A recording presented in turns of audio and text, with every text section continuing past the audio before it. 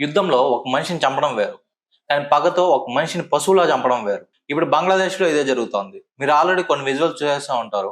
'దీపు చంద్రదాస్' అనే ఈ పేరు ఒక విషాదానికి ఒక ప్రతిరూపం అయిపోయింది. ఒక మనిషిని కొన్ని మోకలు కలిసి కొట్టి చెట్టుకు వేలాడదీసి మళ్ళీ కాల్చి చంపడం అనేది ఎంత క్రూరత్వమో ఆలోచించండి.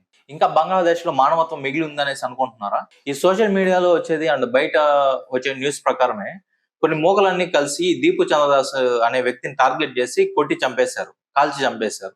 మొదట అతని మీద దాడి చేసి ప్రాణాలతో ఉండగానే టార్చర్ చేశారు. అతను బతుకున్నాడు, చనిపోయాడు అని చూడకుండా చెట్టుకు కట్టేసి పెట్రోల్ పోసి కాల్చి చంపేశారు. ఒక మనిషిని ఇంతలా ద్వేషించడానికి కారణం ఏంటి? కేవలం అతడు ఒక సామాన్యుడు.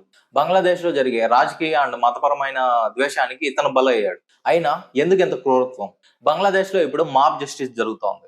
ఎవరికి నచ్చిన వాళ్ళని, ఆపోజిట్ వాళ్ళని దేశ ద్రోహులు అనేసి ముద్రేసి వాళ్ళని రోడ్ల మీదే కొట్టడము, చంపడము ఇలాంటివన్నీ జరుగుతూ ఉన్నాయి. దీపు చంద్రదాస్ విషయంలో కూడా సేమ్ ఇలాగే జరిగింది. అతను ఒక పార్టీకి చెందిన వాడనో లేకపోతే ఒక మతానికి చెందిన వాడు అనేసి కొన్ని మోకలన్నీ కలిసి ఇలాగ చేశాయి. కాలిపోయిన ఆ శరీరం బంగ్లాదేశ్ క్రూరత్వానికి ఇది ఒక నిదర్శనం. ఈ దృశ్యాలు చూసి ప్రతి ఒక్కరు షాక్ అయ్యారు.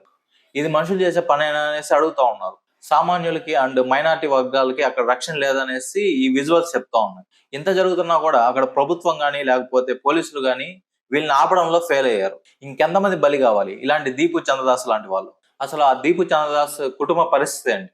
ఎక్కడైతే అమాయకులు రక్తం చెందుతుందో అక్కడ ఆ సమాజం ప్రశాంతంగా ఉండలేదు. ఈ విషయాన్ని మీరు ఎలా చూస్తున్నారు? మీరేమనుకుంటున్నారని కూడా కామెంట్ లో చెప్పండి. Justice for Deepu Chandradas.